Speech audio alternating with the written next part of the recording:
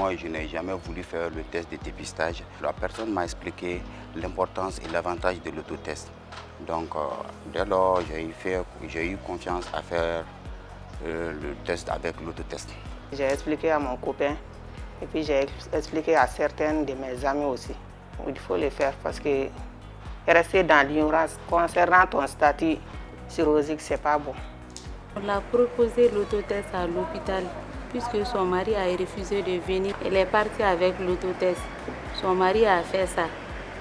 Le mari a été négatif. Le projet Atlas Somalie a été une grande opportunité pour booster le dépistage. Nous sommes à 119 032 kits dispensés avec une forte contribution de la stratégie avancée. Il y a des barrières sociales, culturelles et on va dire souvent même, on dirait économiques à l'accès à ces services de dépistage. L'autotest, l'autodépistage a contribué réellement à l'amélioration du dépistage dans notre pays. Pourquoi ?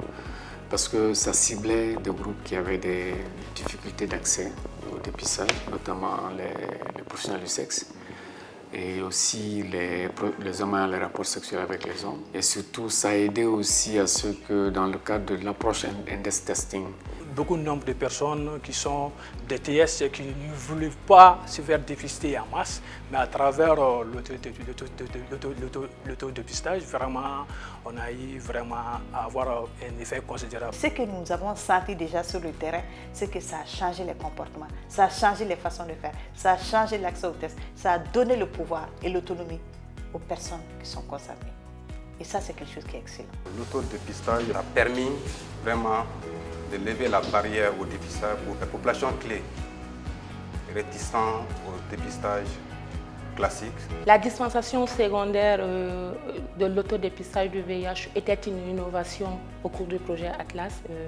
Soutoura a employé cette stratégie pour vraiment toucher les populations clés difficiles d'accès. Les populations clés qui ne se reconnaissent pas eux-mêmes faisant partie, les populations vulnérables pourront où et quand connaître leur statut virologique, permettant de fermer cette barrière de stigmatisation et de discrimination qui existe tout en vraiment démédicalisant le dépistage. Ça nous a permis de faire des dépistages même en dehors même du centre de santé. Très pratique, très facile à le faire. Il faut ouvrir d'autres canaux de distribution de l'autotests, surtout dans les centres de santé et voire même au niveau des centres de santé communautaires. Parce que ce n'est pas tous les malades qui viennent vers nous. Vraiment, il faut promouvoir l'autotest. À ce jour, le Mali a une stratégie nationale d'autodépistage avec un guide d'utilisation qui ont été validés au mois de février.